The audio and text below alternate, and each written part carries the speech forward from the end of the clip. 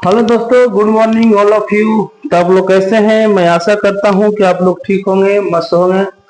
तो जैसा कि आप लोग को पहले वीडियो में बताया था, हमने अनुपात तथा समानुपात और क्लास 1 था। आज हमने क्लास 2 बता रहे हैं, वो भी आपको जीरो लेवल से। क्लास 2 जो आज बता रहे हैं जीरो लेवल से आपको हीरो तक है, एकदम जीरो लेवल से। जो भी कमजोर से कमजोर भी विद्यार्थी हो समझ सकते हैं, इसमें कोई परेशानी आपको नहीं होगी, एकदम जीरो से है। कोई भी एग्जाम आपको रहे, रेशियो से आपको अनुपात तथा समानुपात से आपको एसएससी का हो एग्जाम, या तो रेलवे का एग्जाम हो, या अन्य अदर कंपटीशन कुछ भी हो, आपको रेशियो से कम 2-3 क्वेश्चन रहता ही रहता है। इसमें आप मत भूलिएगा। इसीलिए हम क्लास 1 क्लास 2 करके आपको बता रहे थे कि रेशियो में थोड़ा ज्यादा पढ़ने का है। तो आज एकदम जीरो लेवल से आपको बताने जा रहे हैं। तो देखिए, स्टार्ट कर रहे हैं। आपको कुछ इंपॉर्टेंट नोट है, उसके पहले बताने से पहले कुछ इंपॉर्टेंट नोट हम बता देते हैं आप लोग को, ताकि समझने में पूरा आसान हो जाए आपको। ठीक है, तो क्या है पहले देखिए नोट में क्या है। पहला जो है, ए अनुपात बी को हम ए बटा बी के रूप में भी प्रकट किया जा सकता है। ए अनुपात बी को ए बटा बी के रूप में भी हम लिख सकते हैं, पहला है। दूसरा कह रहा है, देखिए, दी गई राशियों के बीच अनुपात प्रकट करते समय हमें ध्यान देना होगा कि अनुपात के तुरंत पहले का अथवा से अवश्य लगा रहता है। कह रहा है कि अनुपात के पहले क्या लगा रहता है? का अथवा से। यही दो चीज ध्यान रखना है, का अथवा से अवश्य लगा रहता है। अतः जिस राशि के साथ का अथवा से लगा रहे उसे हर मान लेंगे। क्या मान लेंगे? उसे हर मान लेंगे, तथा दूसरे राशि को अंश मान लेंगे। बस काम खत्म। अब सीधा देखिए, एक एग्जाम्पल आपको दिया है, एग्जाम्पल में पकड़िए बात को। कह रहा है एकदम जीरो लेवल से है, जो कुछ भी नहीं जान रहे हैं रेशियो के बारे में वो भी पकड़ लेंगे आराम से। खाली आप देखिए वीडियो को। एक छात्रावास में, एग्जाम्पल है, एक छात्रावास में लड़कों की संख्या पूरे विद्यार्थी का 5/12 गुना है। तो बताएं कि छात्रावास में लड़कों तथा लड़कियों का अनुपात क्या है। पूछ रहा है लड़का लड़की का अनुपात, बॉय गर्ल, GIRL। पहले टोटल। अब देखिए, कह रहा है क्वेश्चन क्या है, एक छात्रावास में लड़कों की पूरे विद्यार्थी का, यहां पकड़ना है का लगल है, जो हम बताए थे ना कि का अथवा से अवश्य लगा रहता है। तो पूरे विद्यार्थी का, तो जिसमें का अथवा से लगा रहा है उसे क्या मानना है? देखिए, तो जिस राशि के साथ का अथवा से लगा रहा है उसे हर मान लेंगे। तो का अथवा से लगा रहेगा उसको क्या मानेंगे? हर मान लेंगे, तथा दूसरे को अंश मान लेंगे। तो पूरा विद्यार्थी का, यानी पूरा विद्यार्थी का में से लगल है, पूरा विद्यार्थी में लगल है का, तो इसको हम हर मान लेंगे। हर हो जाता है नीचे वाला। तो पूरा विद्यार्थी आपको 12। और जिसमें कह रहा है कुछ लड़कों की संख्या कितना है पूरे विद्यार्थी का? 5/12, यानी लड़का है 5। तो 12 में से 5 घटा दीजिए और लड़की आ जाएगी पूरा में से। पूरा में से लड़का घटाइएगा तो लड़की बचेगा। तो दूसरा है, यहां तक कोई दिक्कत आप लोग को नहीं होना चाहिए। और अगला पॉइंट बता रहे हैं, देखिए आपका तीसरा पॉइंट है, पॉइंट नंबर 3 है क्या, एक धनराशि को ए बी तथा सी के बीच इस प्रकार बांटे गए हैं कि ए का भाग बी तथा सी के कुल भाग का 3/7 गुना है। तो बताएं कि ए अनुपात बी प्लस सी क्या होगा। तो अब इसमें का कहां लगल है? ये देखिए कहां लगल है, बी तथा सी के कुल भाग का, इसमें का लगल है। तो सब जो जिसमें का लगल है वो हर मान लेंगे। तो पूछ रहा है कुछ ए अनुपात बी प्लस सी, यही ना पूछ रहा है। तो जिसमें का लगा लो हर मान लेंगे। तो बी और सी का, बी तथा सी के कुल भाग का कितना? 3/7 है, तो 7 इसमें हर हो जाएगा। तो बी प्लस सी निकल गया ये 7। अब बाकी जो बच गया 3 वो अंश हो जाएगा। तो अंश क्या है? ए बी सी, तीन आदमी बांटा गया, तो बाकी बच गया ये, तो एक रह गया 3, एक रह गया 3/7। यहां तक कोई दिक्कत नहीं होना चाहिए। फिर नेक्स्ट पॉइंट है, पॉइंट नंबर 4 आपका क्या कह रहा है, देखिए पॉइंट नंबर 4, अपनी आवश्यकता अनुसार अनुपात के प्रत्येक पद को किसी भी अशून्य से गुना कर सकते हैं। जैसे में कि आपको एग्जांपल में देते हैं, एग्जांपल में जैसे 2:3:4, 2:3:4, तो कह रहा कि प्रत्येक पद को किसी भी अशून्य से गुना कर सकते हैं। मतलब अशून्य मतलब शून्य को छोड़ करके कोई भी अंक से, 0 को छोड़ के कोई भी अंक से गुना कर सकते हैं। मान के चलिए इसमें 2 से अगर गुना करते हैं, 2 से अगर गुना करते हैं तो तीनों में 2 से करेंगे। अगर यहाँ 3 से गुना करते हैं तो 3 से तीनों में करेंगे। यानी कि अनुपात के कभी भी गुना करना है तो प्रत्येक पद को गुना करना है। कहने का मतलब हमको यही हुआ है। तो बस आपका नेक्स्ट पॉइंट, अब चलिए आपका पॉइंट नंबर 5 है कि देखिए पॉइंट नंबर 5, जब कभी भी अनुपात भिन्न के रूप में दिया हुआ रहे तो हम सर्वप्रथम उसके हरों के एलसीएम से प्रत्येक पद को गुना कर लेंगे। जैसे मैं आपको एग्जांपल में दे रहे हैं, हम 2/3, छोटा एग्जांपल में इधर दे देते हैं और एक हो जाएगा 2/3, 3/4 और 4/5 अनुपात, 2/3, 3/4 और 4/5। तो जब भिन्न के रूप में दिया हुआ, यानी भिन्न में बटा के रूप में दिया हुआ, तो इसको हम छोटा करने के लिए क्या करेंगे, इसको हर के एलसीएम से प्रत्येक पद में गुना करेंगे।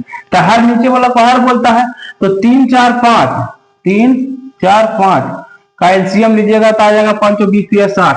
तो पूरा में 60 से गुना, कितना से गुना, 60।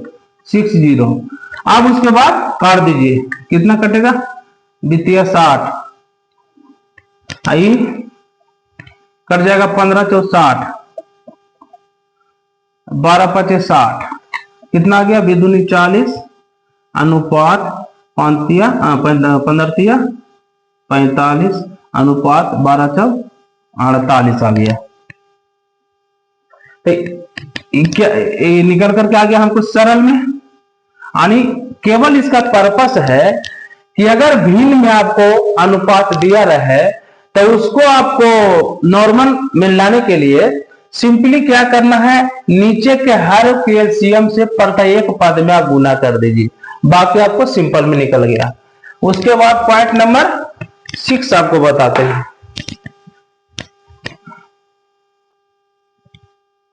पॉइंट नंबर 6 देखिए आपको क्या बता रहा है कि जब कभी भी 2 या 2 से अधिक राशि बराबर के रूप में दिया हुआ रहे तो उसे अनुपात में प्रकट करने के लिए उसके गुणांक यानी कोफिशिएंट को व्युत्क्रम के रूप में लिख देते हैं। अब जैसे मैं एग्जांपल में आपको देते हैं, एग्जांपल में देते हैं 2a बराबर 3a बराबर 4c, राइट। तो अब इसको अनुपात निकालना है, 2a बराबर 3a बराबर 4c। अनुपात कहने का मतलब कि अनुपात भी अनुपात से निकालना है। तो कैसे निकालेंगे, यानी कि जब कह रहा है कि 2 या 2 से अधिक राशि, तो 1 2 3 राशि हो गया, बराबर के रूप में दिया हुआ रहे तो ए भी बराबर के रूप में दिया हुआ रहे, तो उसे अनुपात में प्रकट करने के लिए उसके गुणांक को व्युत्क्रम के रूप में लिख देते हैं। तब कुछ नहीं करेंगे, इसको ए बराबर क्या हो जाएगा, 1/2। यहां लिख दीजिए ऐसा, ए अनुपात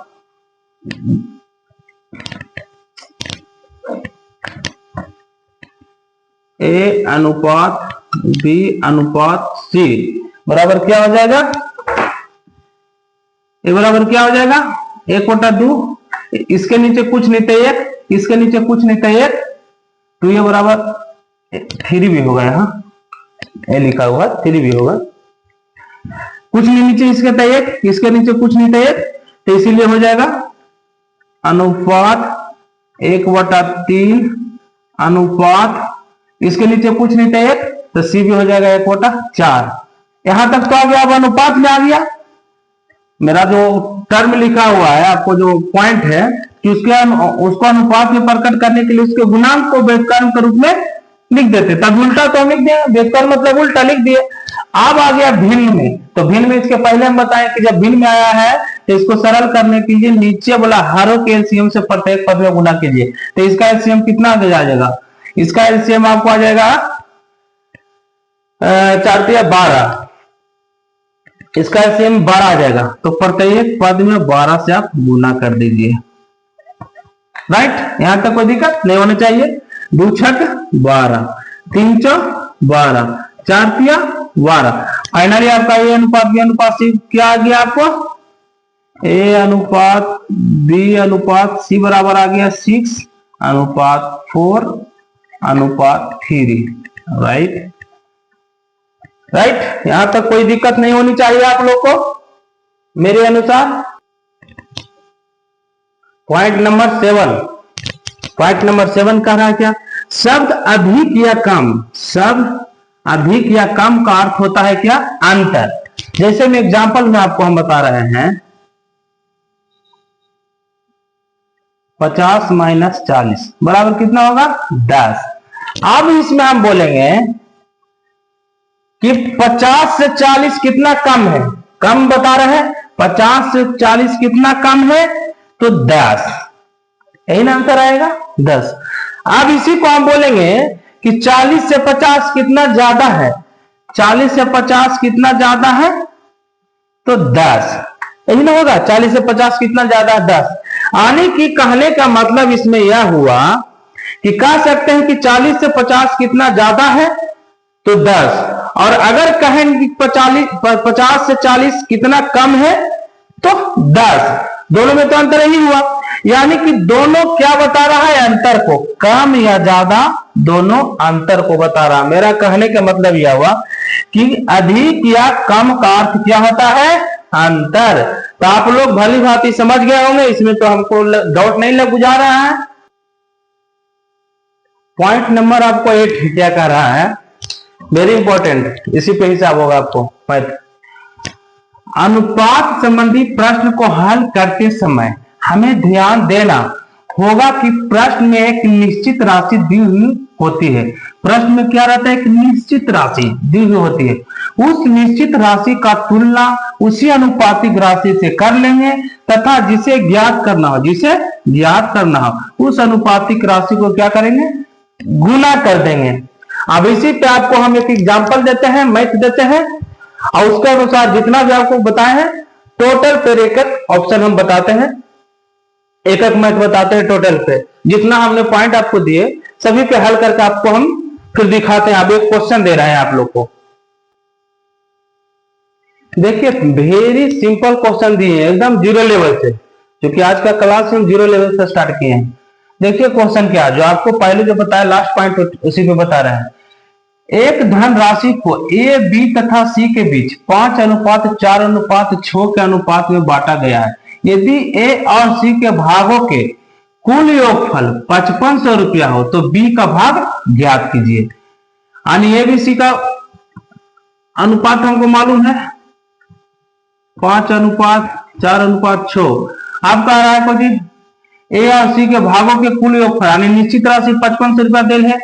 ए और सी के कुल भागों का योगफल 5500 है, 5500 है। ए और सी के कुल भागों का योगफल की 5 11 हो जाएगा।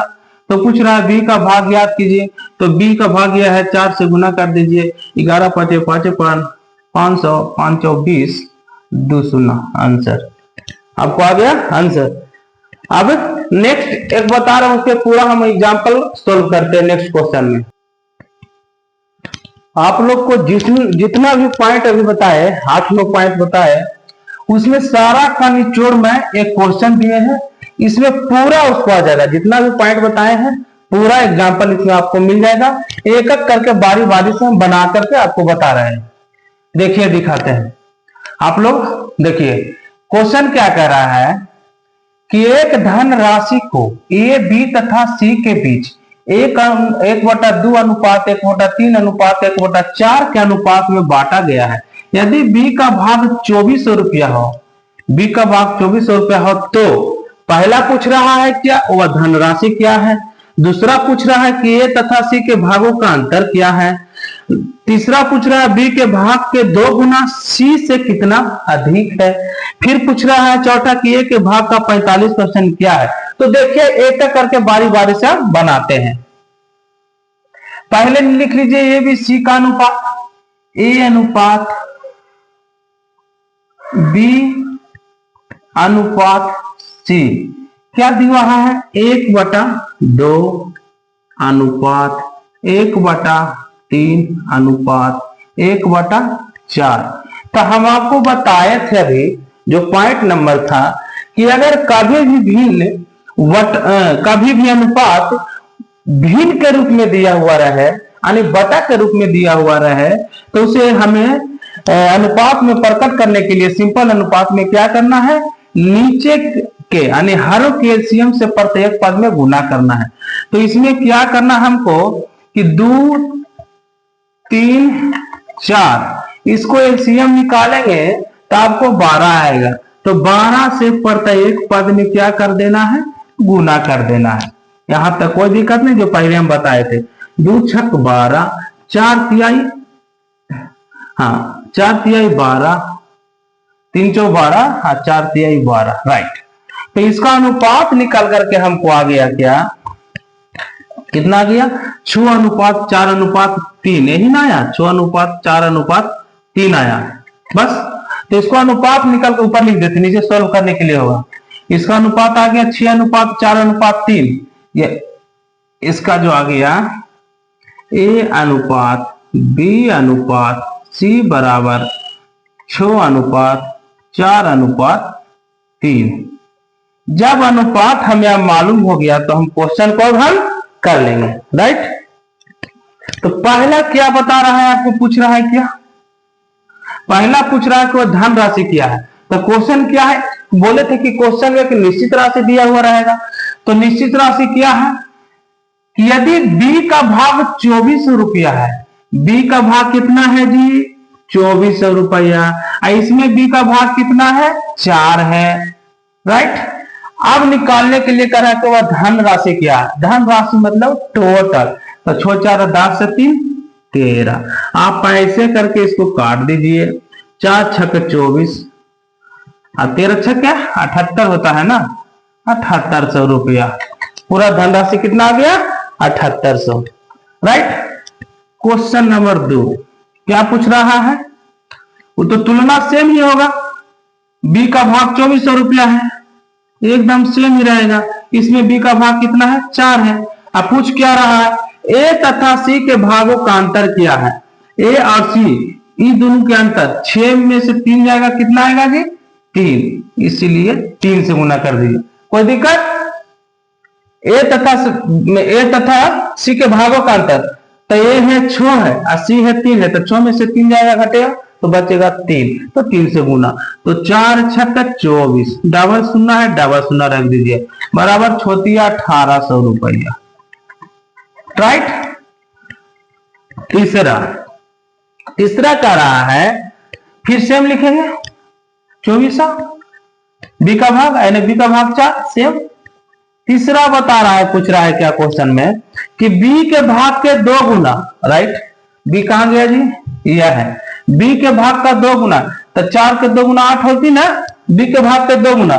सी से कितना अधिक है, तो सी कितना है 3, तो 3 इसमें घटा देंगे तो कितना अधिक आ गया 5, 8 में से 3 जाएगा तो कितना आएगा 5।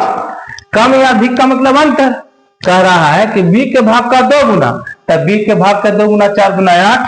सी से कितना अधिक है, तो सी है 3, तो 3 घटा दीजिए, कम या अधिक मतलब अंतर ही 8 में से 3 गया 5, तो फिर काट दीजिए, 4 छक 24, 600, 6 पचे 30, डबल शून्य रुपया, राइट।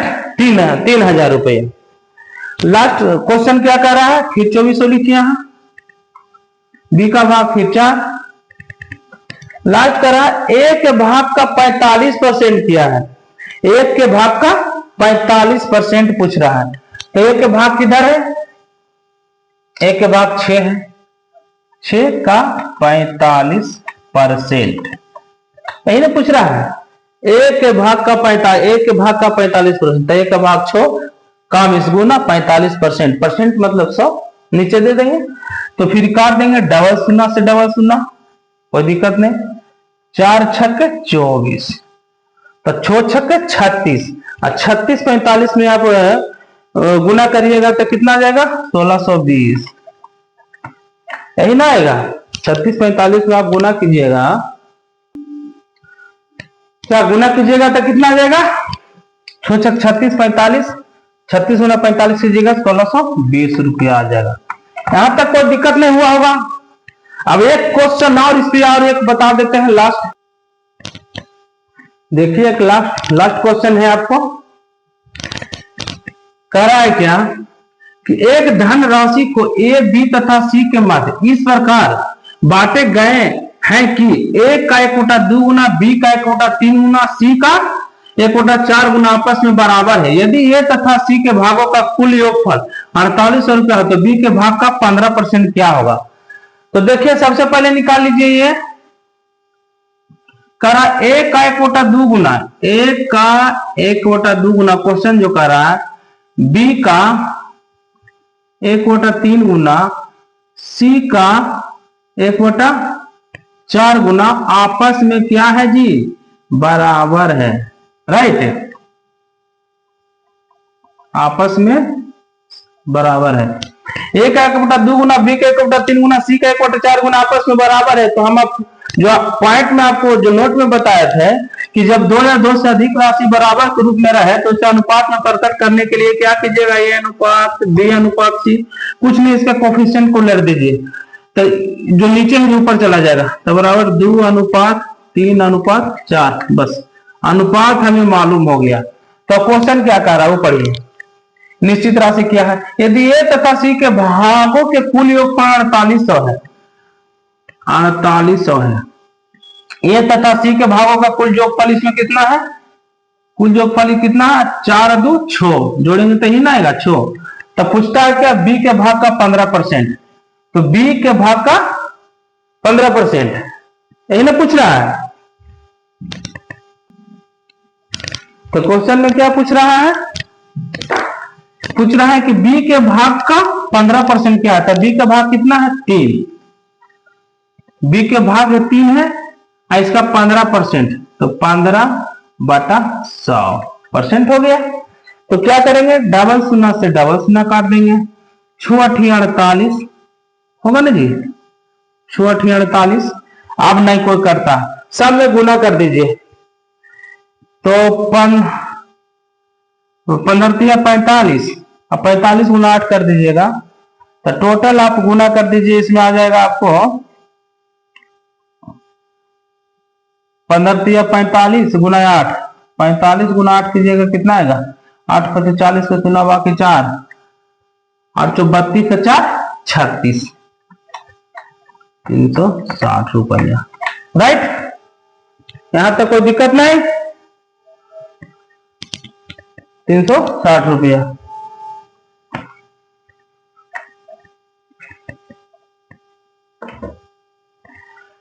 तो मैं आशा करता हूं कि जितना भी आज बताएं आप लोग समझ गए होंगे। अगर किसी को प्रॉब्लम हुआ होगा तो आप कमेंट में पूछ लीजिएगा कि यहाँ पे हमको समझ में नहीं आया। जो कमजोर से कमजोर विद्यार्थी है हम उनके लिए स्पेशल बोल रहे हैं कि कहीं पे जो समझदार हो तो समझिए गए होंगे, इसमें कोई डाउट नहीं, लेकिन जो अगर नहीं समझ पाए होंगे, जो स्टार्टिंग अभी तैयारी कर रहे हैं, वो जरूर कमेंट में लिखिएगा कि भैया यहाँ पे समझ में नहीं आया, मैं 100% आपको बताऊंगा। इसीलिए आज का क्लास यहीं तक है, क्लास 2 नेक्स्ट क्लास आपको लेकर के आएंगे अनुपात का ही, फिर वही सेम अनुपात और सम अनुपात का क्लास नंबर 3 लेके आएंगे। मैं चूंकि अनुपात में बहुत क्वेश्चन पूछा जाता है इसीलिए थोड़ा लंबा है, इसीलिए एक पढ़ लीजिएगा तो पूरा अनुपात खत्म हो जाएगा, उसके बाद पूरा आपको क्वेश्चन इसी पे टूटेगा जितना भी आगे पढ़िएगा, जो SI CI जो भी है। तो ठीक है, आज का क्लास यहाँ तक, थैंक यू, धन्यवाद। फिर आपको नेक्स्ट क्लास में मिलेंगे आप लोग से, जब तक के लिए इंतजार कीजिए।